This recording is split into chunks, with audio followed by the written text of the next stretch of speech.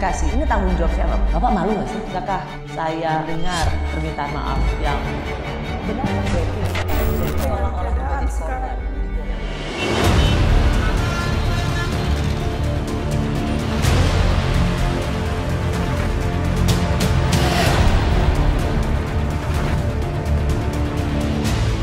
Kalau untuk tahun ini saya nggak bisa ngomong aneh-aneh, Bu. Kalau saya bilang ngeluh, ya kan, semua pasti kayak saya, Bu. Apa dari kondisi ekonomi gitu, Bu. Karena yang pun jangankan mikirin baju, Bu. Untuk makan badan kita sendiri aja kan, ya kan. Belum bisa nyukupin segitu.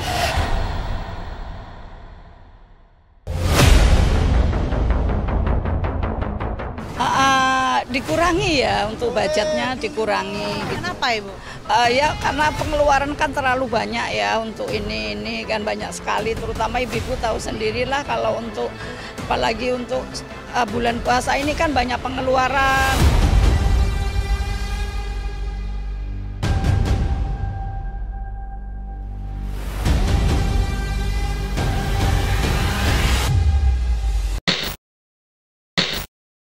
Selamat malam, selamat bergabung di program Rosi. Tekanan ekonomi membayangi lebaran tahun ini. Selain daya beli masyarakat turun, gelombang PHK juga diprediksi akan terus terjadi. Idul Fitri tahun ini sepertinya tidak sama seperti tahun lalu. Saya mengundang pendiri startup investasi Raymond Chin yang juga merayakan Idul Fitri. Hai Raymond. Assalamualaikum. Waalaikumsalam warahmatullahi wabarakatuh. Karena kita program ini memang tentang Idul Fitri sebenarnya. Tentang Lebaran. Tentang Lebaran. Raymond Chin merayakan Lebaran. Ya, dan tidak akan mualaf. Itu ramai sekali loh waktu itu di sosial media Raymond Chin. Yeah. Saya tidak akan mualaf. Karena memang udah... Saya sudah muslim dari lahir.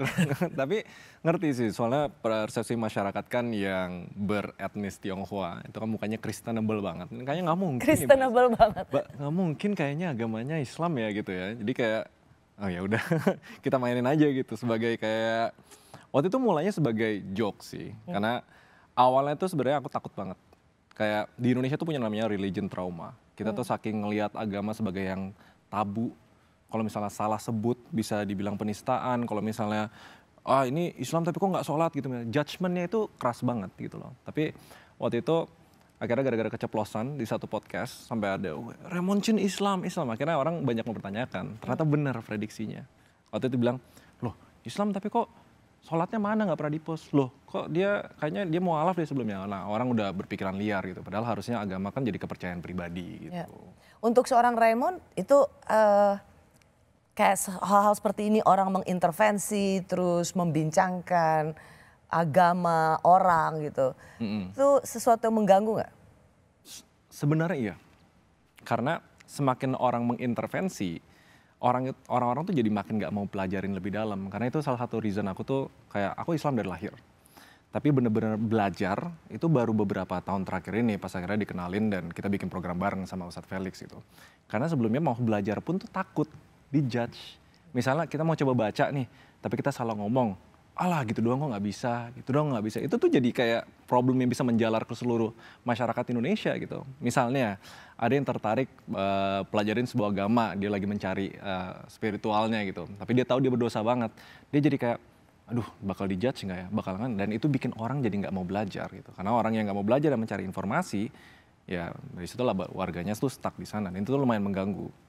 Jadi nama Raymond Chin itu memang nama aslimu atau khusus nama panggung?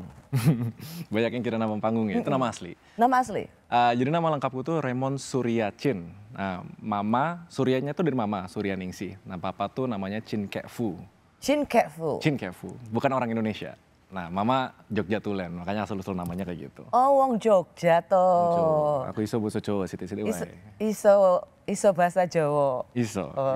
Oh, jadi ayah Tionghoa, ibu seorang Jawa, dan Raymond Chin adalah seorang Muslim. Seorang Muslim Tionghoa. Seorang Indo Muslim kalau Tionghoa. katanya. Cindo Muslim. Biasanya kalau dikenalkan nama kamu memperkenalkan diri namanya Raymond Chin dan kemudian orang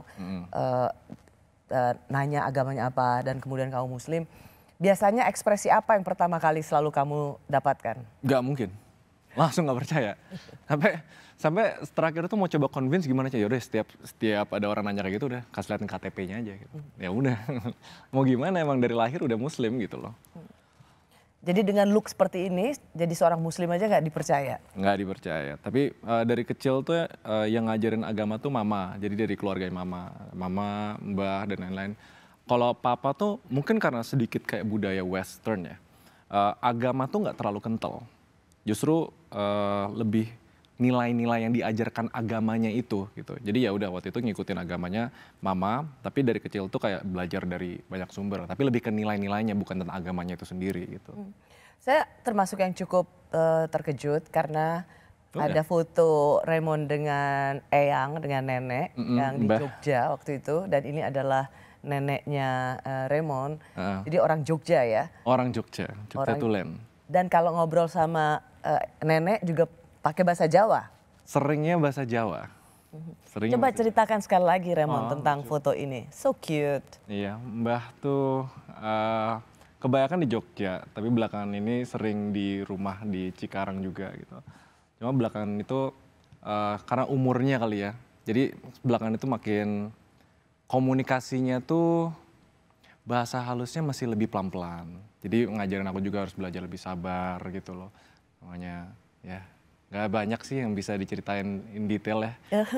Tapi foto ini rasanya indah sekali karena mungkin kalau tidak pakai caption ini adalah mbah atau nenek, nggak ada yang percaya bahwa itu Benar. adalah neneknya seorang Raymond Chin. Biasanya kalau saya ngobrol dengan teman-teman keturunan Tionghoa begitu dan mereka non Muslim, mereka selalu merasa dirinya double minority, Benar. minoritas ganda. Dan itu rasanya tidak terjadi pada seorang Raymond Chin Ya. karena Tionghoa dan Muslim sebagai privilege. Tapi kalau saya dengar ceritanya dari Raymond malah kemudian seperti tidak dianggap belong atau ada di tempat ini dan juga tidak dianggap belong ke tempat selanjutnya. Gimana menjelaskan status yang selalu diganggu oleh netizen seperti ini? Karena dari kecil tuh ya mungkin karena mix culture barat ya. Kayak agama, sebelum agama, religion, aku tuh pelajarin spiritual dulu. Kalau spiritual kan mesti ada koneksi personal ya. So dari kecil ngeliat agama tuh harusnya kayak, ya ini sesuatu yang jangan diusik-usik orang lain gitu. It's not other people to judge kalau misalnya kita mukanya Christianable ternyata Islam, ternyata ada yang mukanya Islam banget tapi dia ternyata Buddha. Jadi kayak kita harus ada empatinya lah, bahwa religion is supposed to be personal. Tapi waktu itu yang bikin kesel banget itu growing up, topik agama di Indonesia itu banyak bikin orang trauma. Misalnya mereka di satu sering kejadian itu pas kecil, pas dari SD, SMP, SMA. Kan namanya orang mengajarkan agama tuh kita nggak bisa tahu ya cara dia mempersepsikannya gimana gitu. Sampai dibilang, kalau misalnya kalian nggak ikut ini, kalian bakal masuk neraka. Kalau kalian nggak selamatin teman kalian, kalian bakal sedih nggak lihat teman kalian masuk neraka gitu. Agama tuh dilihat jadi kayak hukum hidup dan mati gitu. Jadi lebih menyeramkan daripada yang seharusnya. Padahal agama tuh by principle kalau lihat secara pragmatis itu cuma sebenarnya dua tujuannya. Satu, memberi manfaat untuk diri sendiri, ketenangan, kepercayaan. Terus gimana cara kita memberi manfaat ke orang lain. Somehow di tengah jalan kalau misalnya warga yang kurang berpendidikan ya, mereka bakal ngelihat ini sebagai ini badge gua nih. Dan kalau misalnya orang nggak pakai ini, orang lain salah gitu. Ya. Sebenarnya itu yang harus dihapus sih di Indonesia. Jadi Menentukan ukuran agama dengan ukuran diri sendiri. Dan Benar. kalau itu tidak dilakukan maka dia berdosa. Iya, terus kayak temanku yang baru belajar nih misalnya, baru belajar sholat 5 waktu dan lain-lain, langsung ngerasa lebih suci daripada orang lain. Jadi punya hak untuk merendahkan orang lain. Itu sebenarnya udah bukan bahasa agama lagi, tapi bahasa kemanusiaan.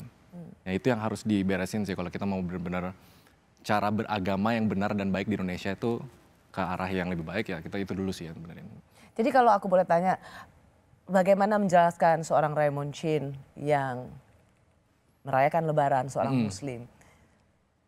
Bagaimana kamu memaknai keislaman untuk seorang Raymond Chin? Kalau sekarang dorongan paling kuat itu gara-gara tahun lalu ada kejadian personal. Ini memperkuat statement bahwa agama itu supposed to be personal, spiritual. Jadi kalau misalnya tiap orang yang benar-benar real mendekati agama, dia tuh pasti ngalamin yang namanya proses transcendence atau pencerahan spiritual. Kalau dia nggak melakukan pencerahan, berarti ya dia mendalami dan mengerti agama aja, tapi belum tentu merasai banget. Ya, sekedar menjalankan ritual. Ritual. Nah, di Indonesia tuh banyak yang agama sekedar ritualistik. Tapi kita harus pelajarin dulu sebelum kita pencerahan spiritual, apa yang harus ada. Dan ternyata yang harus ada tuh krisis. Setiap manusia itu pasti ketemu krisis yang dia bikin ngerasa dia tuh udah di dalam ambang batasnya. Dan ujung-ujungnya pas kita sadar bahwa semua duniawi atau kita sebagai manusia ke manusia lain ke materi itu nggak bisa nge-solve apa problem yang kita lagi alami itu, baru biasanya dia akan mencari ke atas. Baru spiritualismenya kebangun. Jadi kayak Raymond sebagai umat muslim, first and foremost, Raymond adalah manusia yang memegang nilai-nilai spiritual. Bahwa ada hal-hal yang lebih besar daripada diri kita sendiri. Jangan kayak gede kepala nih.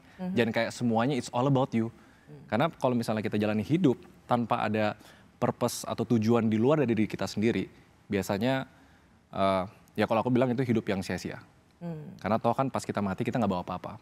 Yang kita tinggalkan cuma dampak yang kita berikan ke sekitar kita. Jadi konklusinya itu, Raymond sebagai umat muslim ya punya nilai-nilai spiritual itu. Ya, wow.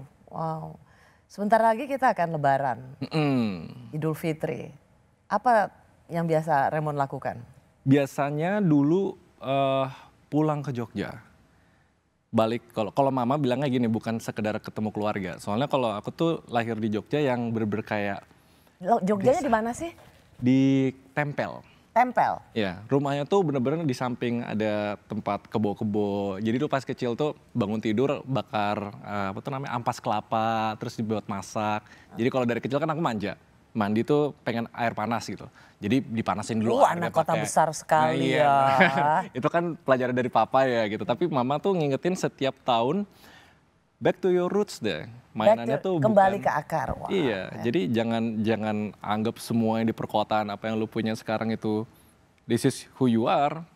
Mama tuh mulai dari sini loh gitu. Jadi mainannya tuh ada kebo, kita ambil kayak daun-daun gitu kita kasih makan, jalan-jalan gitu. Jadi kayak bantu humble down. Jadi setiap tahun dulu kayak gitu. Tapi belakangan ini agak jarang karena keluarga di Jogja udah kepencar-pencar. Dulu tuh ada kayak ngumpul di satu tempat gitu. Wah, itu sebuah pengalaman masa kecil yang juga luar biasa ya. That's also a spiritualism menurut saya. Itu benar. Karena menjadikan seorang Raymond Chin yang dilahirkan di kota besar, dididik dengan semua bisa dibilang privilege, kemewahan gitu. Tapi mama mengatakan kembali ke akar dan melihat bagaimana aroma kampung halaman. Dan disitulah kita kemudian tahu di mana. Dan itu kan konsep realnya Lebaran sebenarnya kan. Lebaran kan selebrasi karena kita berhasil menahan hawa-hawa nafsu yang selama sebulan-bulan Ramadan itu kan. Jadi ya itu, kita harus remember bahwa apapun yang kita punya sekarang ya jangan gede kepala, ingat kayak roots lu tuh di mana sih gitu loh. Jadi mama selalu dari kecil bilang kayak gini, Re, kalau misalnya ada satu hal yang bikin kamu jatuh berkeping-keping nih, your ego. Gitu. Mama bilang kayak gitu. Mama selalu ngingetin setiap aku sukses misalnya ada project bisnis apa, tiba-tiba terkenal, pas zaman-zaman terkenal ini mama bener-bener takut banget gitu. Jadi dia bilang kayak agama tuh harusnya sesuatu yang kayak helps you humble down. Jadi ya, jadi sering-sering belajar sekarang sama ustadz, belajar sholat lagi. Udah hampir 10 tahun sebenarnya nggak sholat secara rutin. Kemarin tuh akhirnya oke, lebih sering lah sholatnya gitu. Ternyata helps you connect dan lebih humble. Dan itu kuncinya yang pertama, menjadi manfaat untuk diri sendiri, baru nanti kita fokus menjadi manfaat untuk orang lain. Itu sih harusnya konsep Lebaran. Wow.